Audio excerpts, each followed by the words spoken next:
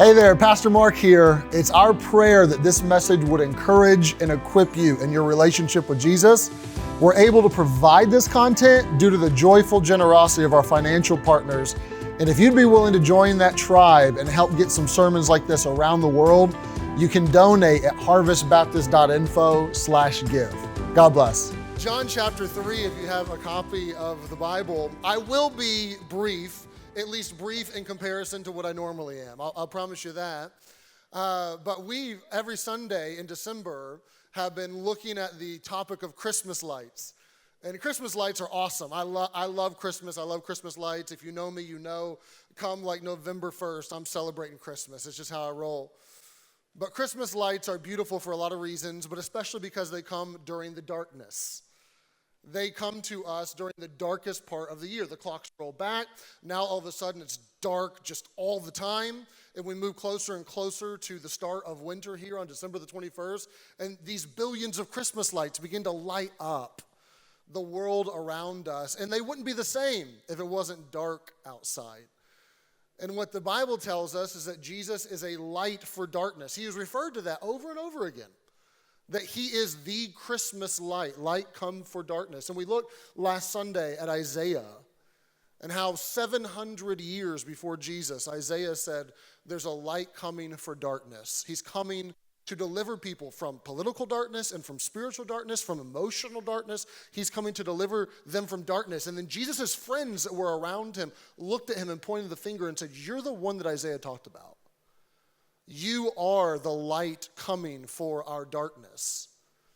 But there's this moment in John chapter number 3 where Jesus talks about what people do at times with the light that comes into darkness.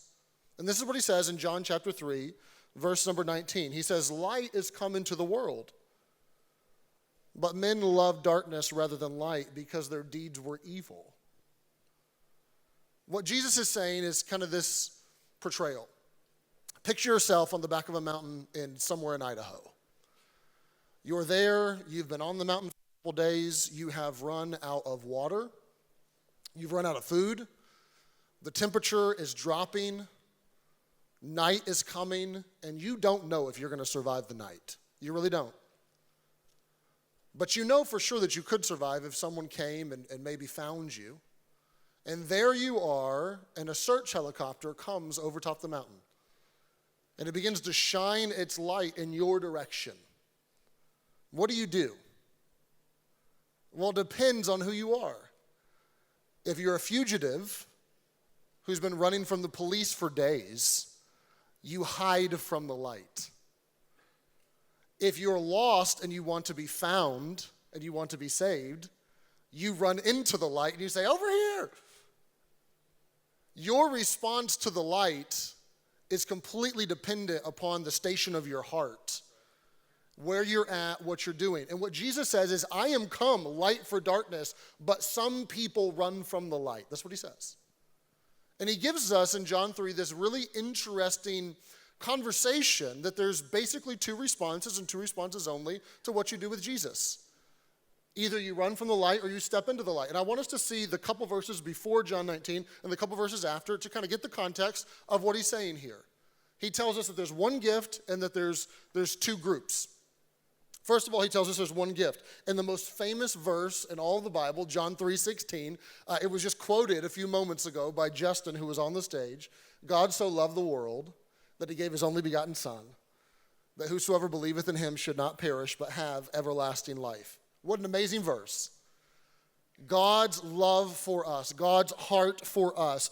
His heart for us is so big that he gives. And what does he give? He gives his Son. Why? So that we would not perish, but we would have everlasting life. So that we can be saved from our sins and have a home in heaven. A gift that everyone needs, but not everyone wants. They say as you get older, your gifts that you get at Christmas shift from what you want to what you need. Don't we see this? I have 4 kids, and I can tell you what my kids are not going to have for Christmas this year. Number 2 pencils. They may need them, but that's not under the Christmas tree. They have toys under the Christmas tree. And sure, they may have some shoes or some things that they actually need, but it's mostly what they want. But as you get older, don't you start to get vacuums and cookware and tools and things that they say you need, right? And some of you have a parent or a spouse that's impossible to buy for because you say they don't need anything. What are you saying? You're saying I'm buying based off of need now, not off of want. Jesus is the gift not only that we need, but that we should all want. But he's going to say that not everybody wants him. He says in verse 17 that God sent his son into the world not to condemn the world, but that the world through him might be saved. What a beautiful verse. Jesus didn't come to sentence us and to judge us and to doom us and to point the finger in our face. That's not what he came for.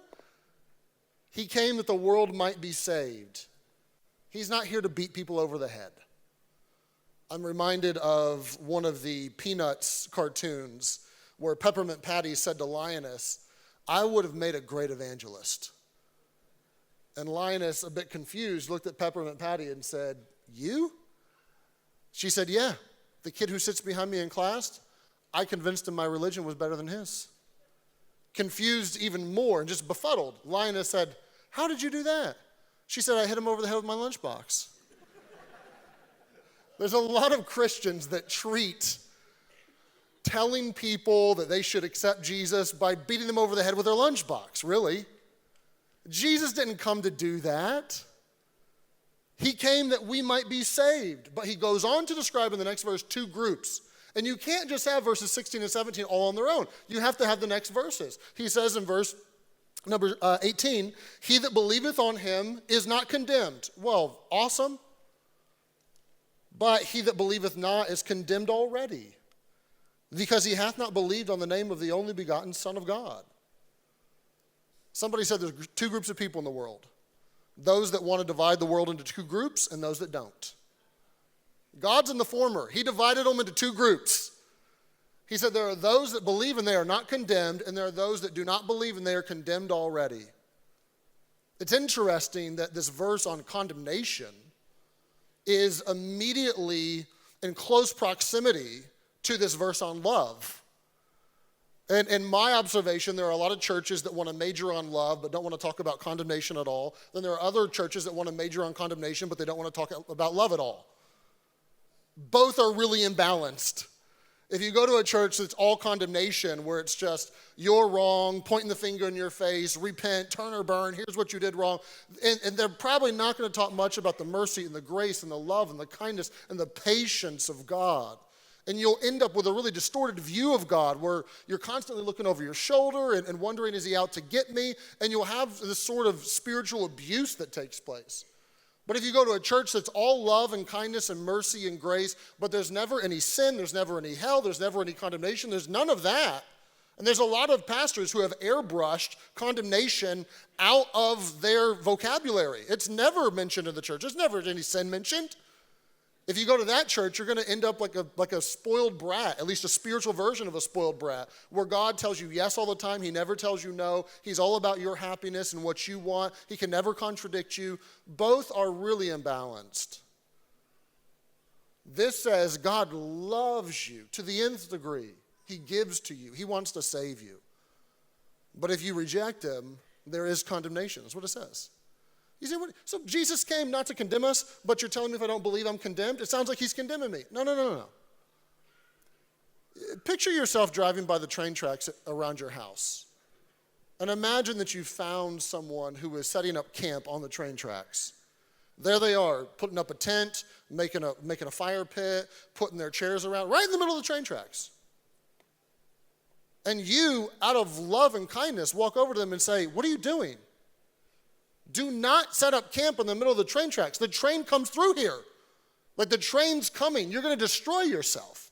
And they look back at you and say, "How dare you condemn me and point the finger at me?" You said, "No, I'm not here to condemn you. I'm trying to help you. I'm trying to tell you you're about to be destroyed if you won't change. I'm not here with condemnation. I'm here lovingly trying to help you. Listen, do you need a place to stay? You can stay at my house. I'll build you a house. I'll get you a hotel room. What do you need? Let me help you." That's not condemnation. You're there to help that person. Jesus came into a world to say, get off the train tracks. I'm not here to condemn, but I'm here to help you and tell you the train's coming one day. You've got to change. You've got to believe on me. But verse 19, the next verse says, this is the condemnation, that light did come into the world, but there's a lot of men who love darkness rather than light because their deeds were evil. There are a bunch of people that said, nah, no thanks. I like life the way that it is. I like what I do. Nobody's the boss of me. I'm going to keep doing what I want to do. Deeds that are dark and deeds that are evil. You say, are we really going to talk about dark and evil deeds at Christmas time? Yeah, for a minute. Why? Well, because Jesus did. He doesn't specify what the dark, evil deeds are here in John. But if you read Romans 1, if you read Ephesians chapter number 5, you'll begin to see deeds of darkness that are listed. And it's a scary list because the list that are deeds of darkness, they are as American as apple pie. They're what we're good at as a culture. I'm going to list to you. You say you wouldn't dare list them. Yes, I would. Here they are, the deeds of darkness that are listed in these verses. A denial of God and God's glory. Just acting like God doesn't exist. The atheistic, secularistic way of thinking that God is no longer part of the equation. A lack of thankfulness is listed as things that are dark and move people into darkness. Meaning entitled people who don't show gratitude anymore and think that the world is owed to them and that they deserve everything. Christians are never supposed to be those people. Christians are supposed to be the people that wake up every morning and say, King of the universe, thank you for blessing me with life. Thank you for blessing me with another day. Thank you for giving me breath. Help me to help somebody today. A lack of thankfulness is listed as dark deeds. The elevation of mankind to that of godlike status. The humanism that runs rampant, that we can fix our own problems. We have the solutions. We have unlimited potential. I hate to break it to you, but you don't have unlimited potential. You're not God. You're not infinite. That's not the way that it works. We need him. You also find that sexual immorality and drunkenness are listed. Basically the frat boy college campus mentality, right? There's a lot of guys that go to school to major in beer and girls, and they love it, and they don't have any plans of changing it. And there's a lot of guys who never grow out of that and never grow up and become a man and put that to the side. And he says, all sexual immorality of all sorts, I'm going to do whatever I want with my body. It's my body. Don't tell me what to do. And people drinking and just becoming more and more drunk, that's listed as evil. Then envying and coveting is listed as a deed of darkness. We've made a national pastime of this one. We spend many hours scrolling through our feeds on social media, and it's post after post that's just coveting and envying. They went on vacation. I wish I could go on vacation. That looks like it would have been a lot of fun. Oh man, they went on a cruise. I want to go on a cruise. I need a cruise. I should get a cruise too. Oh, look at them. They got a dog. I want a dog. I want another dog. Oh, look, they're pregnant. I should be pregnant. And all of a sudden, what are we doing? Covet, envy, covet, just one after the other, after the other, after the other. And we think nothing of it. Like it's commonplace, like it's normal, like it should be. Crude and foolish language is listed in Ephesians 5. That's not a big deal. Some of you are going to hate me for this, but I'm going to say it anyway. I know we have a president who calls it locker room talk, but it's not normal. And if it is normal, it's not right. Try pulling that with God one day. Get to heaven. It was just locker room talk. Ain't going to fly. It ain't going to work. Crude and sensual and foolish talking is not something that is godly. There's fighting and quarreling and hatred and strife that's mentioned. None of us struggle here, do we? We just came through an election season and we had none of this. That is a sampler of what God says. These are things that people like. I'm going to keep fighting with them because I don't like them and they're my enemy. Turn the other cheek. Yeah, right. I'll slap them upside the head. I'll give them a piece of my mind. These sorts of things that people get into, and not only get into, but they enjoy and they want to stay in them and they don't want to move away from them. And Jesus says, that keeps people from me. But he ends it in verse number 20. For everyone that doeth evil hates the light, neither comes to the light lest his deeds should be reproved. They don't want to step into the light because they're going to be told that they're wrong. But he that doeth the truth comes to the light, that his deeds may be made manifest, that they are wrought in God. What is he saying? He's saying, hang on to your sin, and you'll never come to the light of Jesus, and you won't change. But come to Jesus and step into the light and see if he doesn't change you from the inside out. I'll end with this. There's an evangelist of yesteryear. He's long gone now. But Harry Ironside was his name. And he started his ministry in the Bay Area, San Francisco. And he was at a meeting one time for the Salvation Army where he was speaking. And there was a very famous agnostic and humanist who was in the crowd. And he challenged Dr. Ironside. And this is what he said. He wrote a little card to him, and he got the card to him. And it said this: "Sir, I challenge you to debate me with the question, agnosticism versus Christianity. And let's do it in the Academy of Science Hall next Sunday afternoon at 4 p.m. I'll pay all the expenses. I challenge you to debate next week, 4 p.m. Agnosticism versus Christianity." Ironside got the card, and he wrote back. He said, "I accept on one condition. You must bring one man and one woman who have been trapped in darkness and despair and can stand up and give a testimony that agnosticism changed my life. You need one man and one woman. I will bring 100 men and 100 women who will say the same about Christianity. If you can bring one and one, I'll debate you." The debate was declined because one and one couldn't be found. That's what John 3 is saying. If you will come to Jesus, there are things that he will change about you that you may not even want to change, but you'll have to surrender to him. But there are so many other things that he'll change about you that will be for the better. They'll all be for the better, but I'm honest enough to tell you, some are painful and some are easy. But he changes people. He doesn't jump in the back seat and let you drive your own life and do what you want. He comes and he says, "I will save you, I will redeem you," like a heat-seeking missile coming to save people from their sins. He comes not to condemn us, but to save us. But you have to believe. You have to be willing to make him Lord of your life and say, "I believe on you." He divides the world into those two groups, those who believe and those who do not believe. I don't know your story. If you do believe, then great. I'm with you. We're on the same team. But if you don't, perhaps it was the story that the two told today. Perhaps it's these words. Perhaps it's the music. Perhaps it's just something inside of you. Maybe it's God himself that's pulling on your heart and you're saying, I think I need to believe today. I hope that you will. I pray that you will. That you'll put your faith and your trust in Jesus.